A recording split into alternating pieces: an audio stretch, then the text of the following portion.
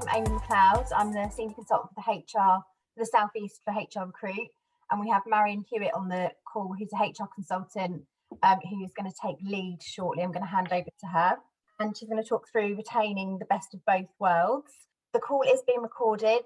We'd love to see your cameras on and microphones on if we go out into breakout rooms. It's quite an interactive session. And I'm just going to hand over to you now, Marion. Brilliant, thank you.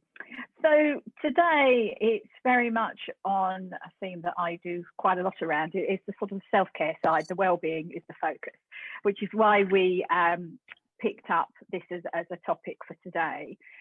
Because we know in HR, as in an awful lot of professions, it's been a tough year. And I don't know if there's some research that came out quite recently that was saying there'd been a 70% increase in stress absence reported by those working within HR. And we've seen so much data around different ways of working, anxiety, people concerned about returning to the workplace, but then we've had people that actually they've still been working in their workplace for the last year that have had an overwhelming workload. So whatever the challenges have been, in people's world has been unique.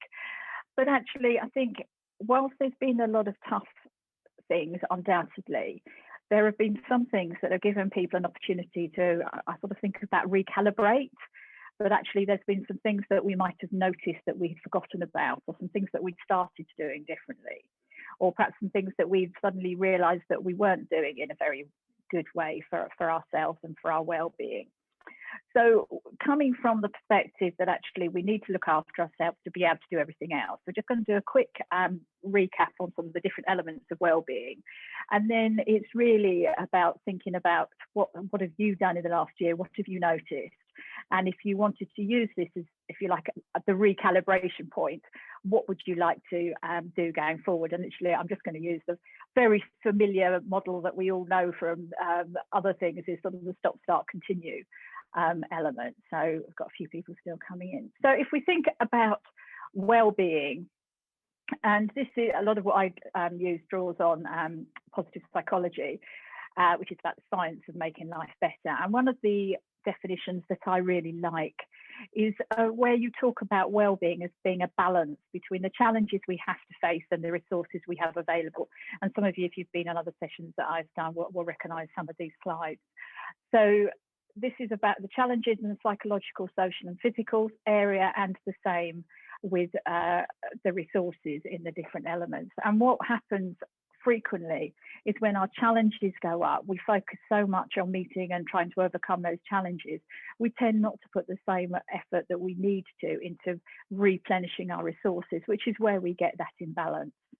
And obviously there is a challenge in itself of trying to put effort into replenishing our resources when we're facing lots of challenges. So I'm not pretending it's an easy balance to maintain, but actually thinking about it is a good way to actually start to move forward on that. And if we look at the element of psychological well-being, risk model that I'm using here, which I like, picks out 4 different elements. So this is useful for you to think about in terms of what you might want to stop, start and continue for your own well-being and moving forward. So that self-acceptance side, very much linked to self-compassion, which is about, being a kind friend to yourself rather than a harsh critic, looking at the positive relations that you've got, where you've got authentic connections, whether it's work, social, all elements of it, opportunities for personal growth, looking at whether you've got that purpose in life. So this is different from goals. So goals are really valuable. I mean, as a coach, I work a lot of time around goal setting and goal attainment, but actually achieving a goal gives a momentary promotion to your well-being, but actually having a wider and a longer term purpose in life has a greater impact on your well-being. The environmental mastery is about having the skills and knowledge that we need for whatever we're trying to do. And the autonomy, I think, is an important one. And this is very much a personal thing. What, how we have the control over our world. And people want different levels of autonomy. Some people like a lot of freedom. Some people like to know exactly what rule and regulation to follow, and that what they're going to be doing tomorrow is the same as yesterday. So there's absolutely no right and wrongs on any of these, but it's recognizing that finding the right level in all of these areas for you is what will contribute to your well-being. And then if we just look at this 5 ways to well-being, that I'm confident you'll have seen, it's used a lot in NHS wellbeing resources. And it draws on research from the New Economics Foundation, and they researched people that described themselves as having a good level of well-being and identified the commonalities and classified them into these 5 different ways. So we have that need for connection. So that's in all areas of life, family, relationships, community, having meaningful, authentic connections. It's not just about having thousands of social media connections. Being active, and whatever that means for you. So it may be that you like sport, but it may be that actually you prefer doing other things, or gardening, or sometimes it is also about not just sitting at your desk all day, because if you do 3 hit sessions a week, that won't compensate for actually sitting in front of a computer for 10 hours a day without moving. So it's looking at, particularly in terms of the going forward, what good habits can you build in to how you work and how you take breaks. Lots of quick and easy tools to help with that. But taking notice, how often are we such in a rush that we don't really notice what's around us? We eat a meal in such a rush that we could have eaten anything, we've just refueled rather than appreciate it. Or the taking notice of the environment. You may be aware that next week is Mental Health Awareness Week, and the theme is nature, and the importance of getting out in it and noticing what's around us. And then keeping learning, whatever that means in your world. So that doesn't mean something particularly in relation to work. It just be anything you're interested in, watching a documentary, talking to a friend about something, but learning. And then the last bit is around giving. So it's not just about it's lovely to have things done for you and people, giving you things or thinking of you, but actually the benefit is greater in the giving if we're doing something for other people, but it's getting that balance right. It's why people get a lot out of volunteering. So those are sort of the 5 areas that will also contribute to well-being. And then if you think about the different elements of psychological well-being and all the things that contribute to our well-being. And if we want to then, which is what we want to go and have just opportunity for conversation about today, and you will without doubt all know the stop, start, continue, or start, stop, continue, whichever way you want to put it around. So we're going to go into groups as an opportunity for discussion. And I'd like you to use this as an opportunity reflection time over what you've experienced in the last year. So what would you like to start doing that would be helpful for your well-being? Or maybe think about something that's lapsed. You might have had a good intention of doing and didn't start, that you want to start again. Stop. What am I currently doing that is unhelpful? So talking to people this is very often to do with habits around work. Where people have been working at home, they're not disconnecting in the same way, they're not creating boundaries between work and their own time in a way that's helpful. So, where can you do things there? And the continue, maybe you have found that you started doing some things over the last year that actually have been really beneficial. I've heard people say, where there have been changes in their work environment, for example, they weren't allowed to eat anything at their desk, they had to move somewhere else to a designated area. Actually, it created the habit of having a proper break, which they'd really noticed the benefit for. So actually to keep doing that rather than get back into the old habit of just, rapidly eating something to refuel when they were carrying on reading emails.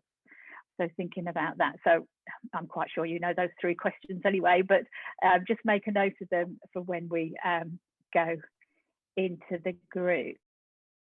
So that was really just a rapid run through some different parts of well-being to help give you some prompts for some different areas for discussion.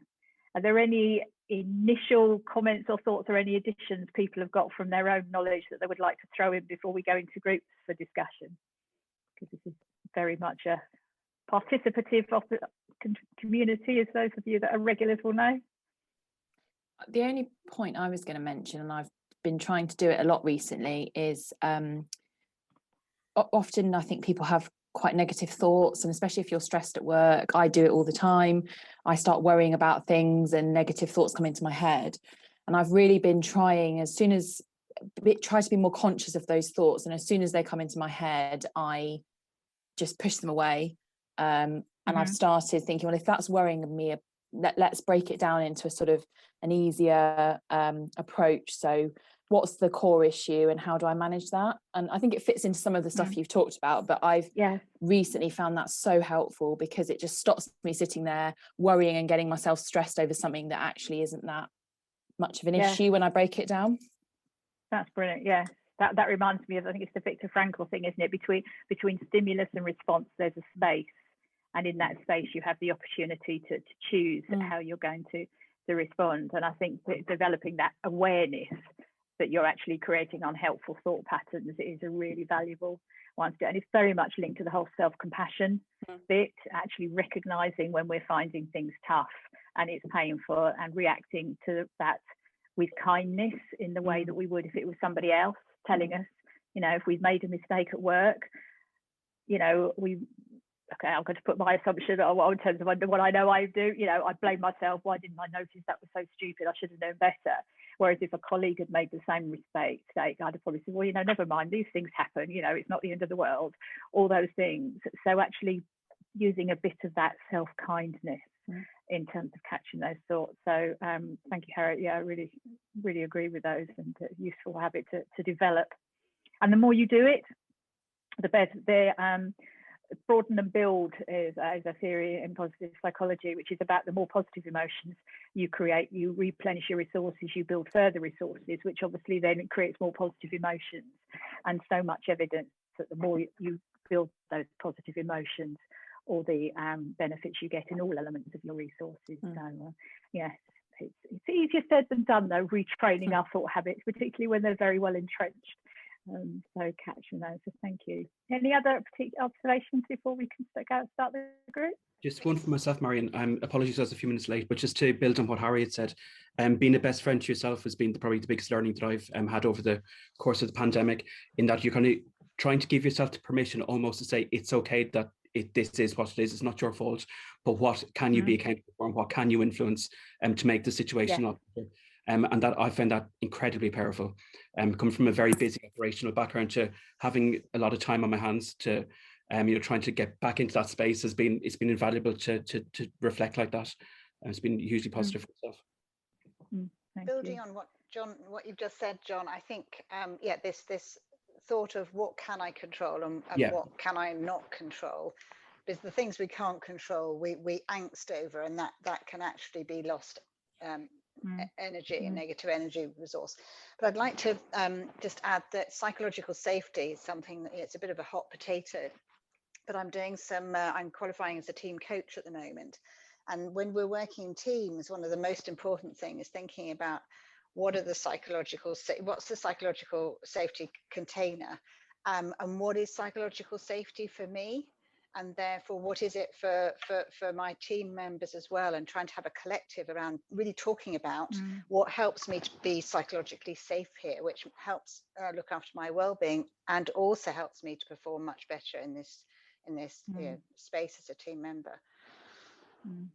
Yeah, I think that's really interesting, and thinking about it collectively as well. You know, that if you're getting the psychologically safe space for yourself, but not in any way that compromises that for other people. And I think what you were saying, John, I don't know if any of you've done NLP stuff. One of the presuppositions that I love from NLP, and I quote it frequently, is everybody does the best they can with the resources they have available. And I think that is really helpful when, you know, either whether that's directed toward yourself or sometimes frustration with other people. You know, why can't they just? Actually, we don't understand everybody else's world, and accept that they are doing the best they can with the resources they have available in that moment in time. I love the phrase that you use, John. It's okay.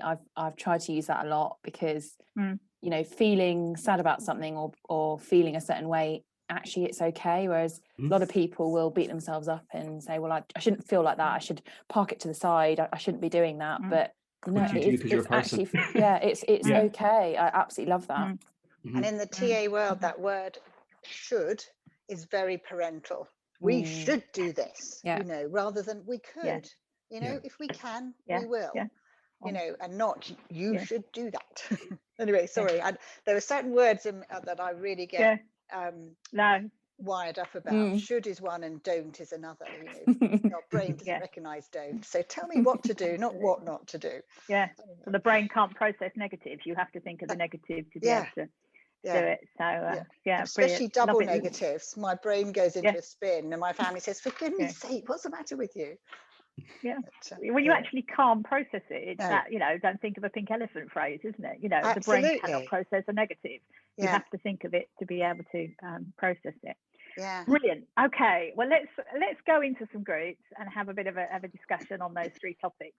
And then it sounds like we've got a lot of expertise and ideas, so that would be really useful, that we can then bring back some key thoughts into the room for a discussion afterwards. So we're at 1:45, so I'm going to do it through till 1 o'clock. Well, I can work out how many minutes that is, so that's about 12 minutes. And that hopefully you're in groups of around 6. So hopefully the people that have currently not got cameras on will feel comfortable to do that once you get into a room, because, you know, we do very much benefit in these sessions with actually everybody contributing and having good discussions, but do what's comfortable for you and look at those 3 questions: the stop, start and continue in relation to the retaining the best of all worlds going forward, what we can learn from the last year in relation to our well-being. Okay, does that sound all right? I may skip in and out of rooms to say hello if that's all right. So I will see you back at 1 o'clock otherwise. Wow, that time went quickly, didn't it? Certainly in the room I was in with conversation. Always happens, but then hopefully that means you were having a good debate. What sort of things were coming up? So those of you that were in room 1, Harriet, Jen, Jo, Karen.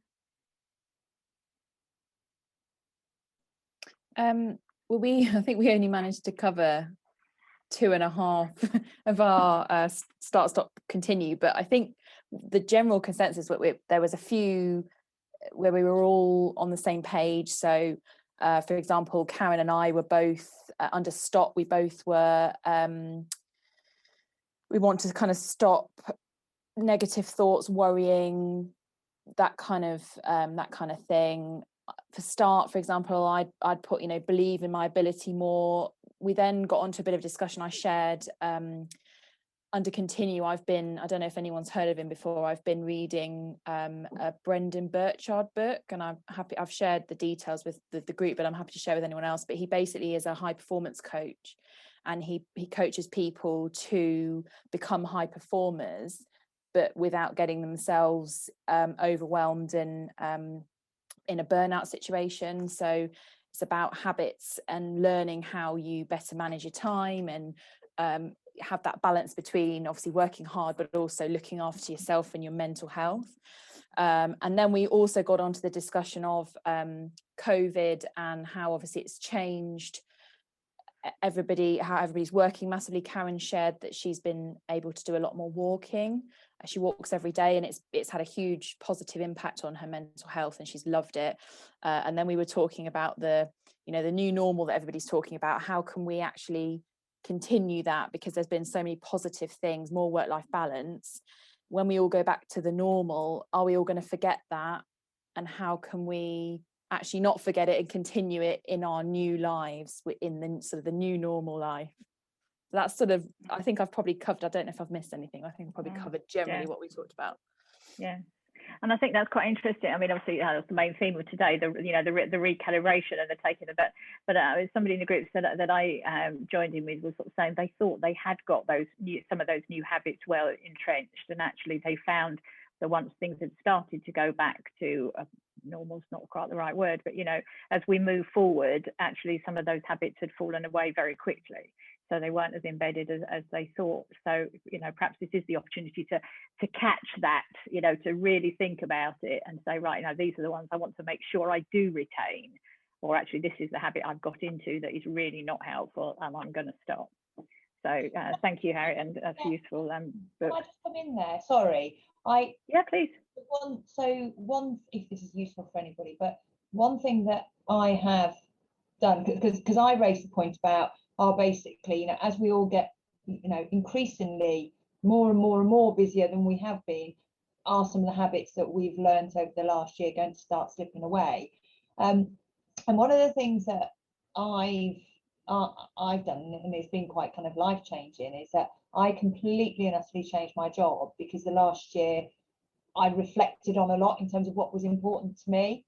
So it's almost, I suppose, some of the habits that I'm finding now that are slipping away are probably some of choices that I've made that are easy to slip away, whereas actually those ones where I've changed my job, I took a salary cut, for example, because actually what the offering that was on the table was actually far more aligned to what I now want, in terms of work-life balance and some of the whole kind of mental well-being piece that went along with it.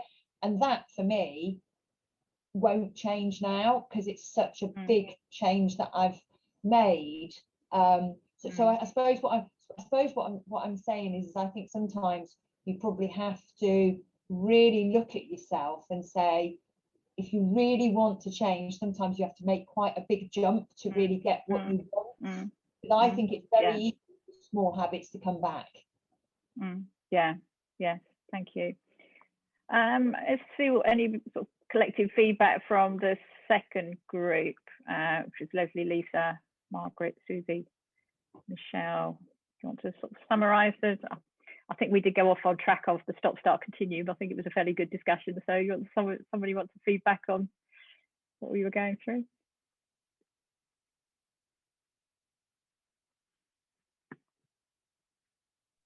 You volunteer, Lisa? Thank you.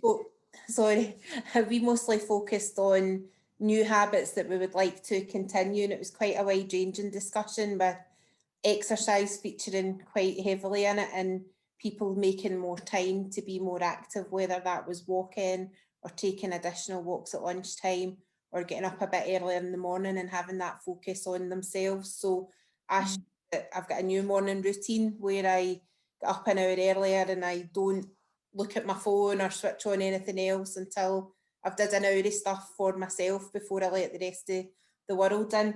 We also talked about time in nature, which fitted in with the walking, and it fitted in with next week's focus for Mental Health Awareness Week, and kind of enjoying nature more in different ways.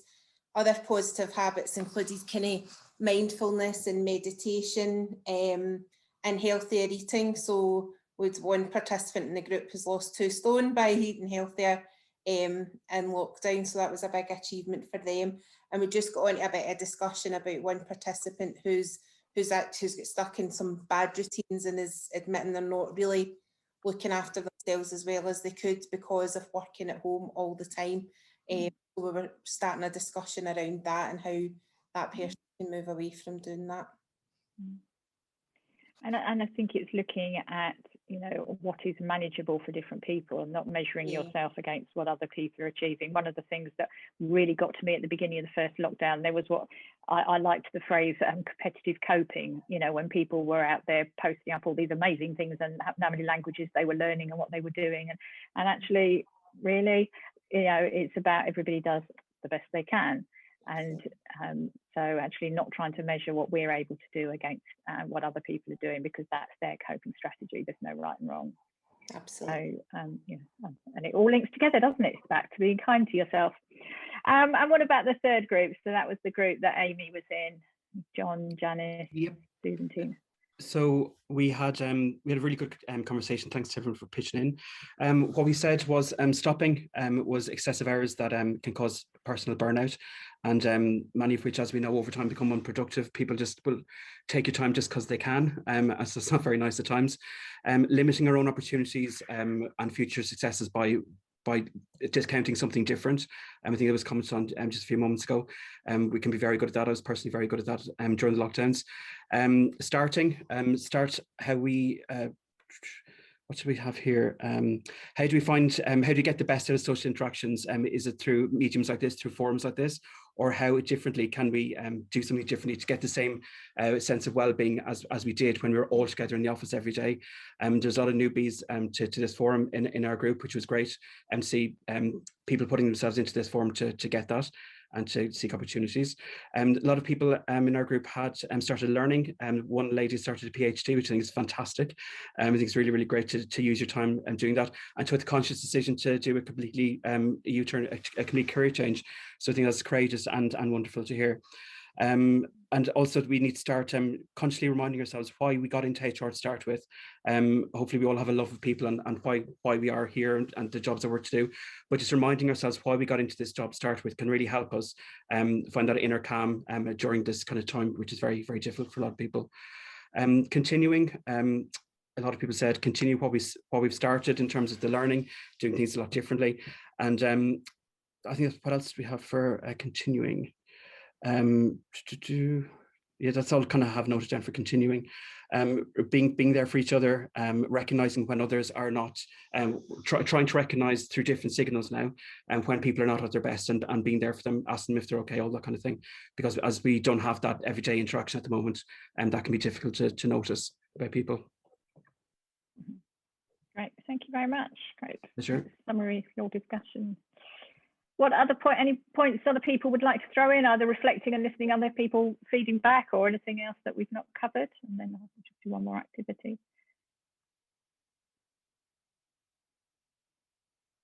Okay, I'm just mindful of time because we always, I want us to get stuck into the debate. How long can I go on for? Can we go until 20 past today, Amy? Is that all right? Yeah, that's fine. Yeah, we're going. Okay, in that case, we'll go back into groups just for 5 minutes and use it to just. So some of it is about the accountability. So hopefully you've got some more thoughts and ideas from that previous discussion, listening back. So actually make a note of something you would like to stop, something to start, and something to continue that you would like to make yourself accountable for, and do something that is feasible for you. So, you know, make something that is manageable, something that you want to do. You know, so everything to do with self-care should be something that you get an element of enjoyment about. So if it's exercise, find a way that you like exercise. Don't say you're going to take up jogging if you just hate running. You know, find something that actually you will want to do and you'll get pleasure from doing. So just 5 minutes of just something that you want to do. And then if you also have a chance to think about how you might want to make yourself accountable, you could swap connections with somebody in the group and say, right, you know, in 2 weeks' time, I'm going to let you know that this is what I've done. But you work out what works for you. All right, so I'll keep you in the same groups and 5 minutes and see you back then. Hopefully you have all managed to write down a few ideas, and it's given you an opportunity for a bit of contemplation and recalibration, is my word of the session, because I think that's appropriate in terms of what we're trying to achieve. So that you've got some things that actually you want to do, you can see the benefits from. We did mention briefly, but I think there's possibly chance for you to think a bit more about it. I think it's particularly our relationship to technology, and where we can look at some healthier habits around use of phones and emails and all of that sort of stuff. It's just, I think it's a whole topic in itself, but just make sure that you're thinking of that within what you're doing. So some really good conversations there. Just before we wrap up, and it's all linked, I just wanted to make you aware. I mentioned that it is Mental Health Awareness Week next week, and some of you may know that I do the mental health first aid and actually all the MHFA England courses. I've got an open course starting on the 17th of May, so if anybody's part of this forum, there's some discounted rates available if that's of interest. If it's been on your list, you've been intending to do the accreditation, then it's an easy opportunity to do it. So great to get to talk to anybody that's interested in that. I really would recommend it in terms of just increasing understanding around mental health, and certainly in HR it's useful. And also in the theme of our self-care for HR, there is a free session that I do that's offered for in-house HR teams that actually focuses on looking after yourself so that you can look after other people. So very happy to offer that if you're in an organisation that would be interested. So that's all from the conversation here today. I'll pass back to Amy so she can tell you all the things we've got coming up over the next few weeks and wrap up. Could I ask a quick Susie, question? yeah. Sorry, because Yeah, the end of our do. session, Wendy, you were about to tell us something about CarMap. Oh, yeah. Is Wendy gone? No, she's there. No, I'm here. Can you hear me? Can Yes. you hear me all right? Yeah. I was just going to mention the Calm app because we were talking about meditation. If anyone's heard of Calm, a little while ago they were, for HR professionals, they were allowing free subscription for a year. Oh, okay. So if you register on there and say that you're an HR professional, it's brilliant, and you get meditation. There's lots of meditation, learning, music, and Matthew McConaughey will read you a bedtime story. I'd second that. Really I useful. Thank you. I love that app, and I often, if I'm focusing at work, I'll sit with the rain noises on just in the background. It's really relaxing. The only thing I'd say, I think that the offer for HR professionals was only till the end of March, but double check, I'm not 100% sure. Headspace is the other one, and you can get certain elements of that for free. But there's several out there. I think it's finding out. But yeah, there's some brilliant resources if you do some digging around. And actually, if you're members of CIPD, one of the things we often forget is some of the benefits with that. I mean, we all get the Health Assured EAP scheme as members of that, and there's quite a lot of resources within that if you have a dig around.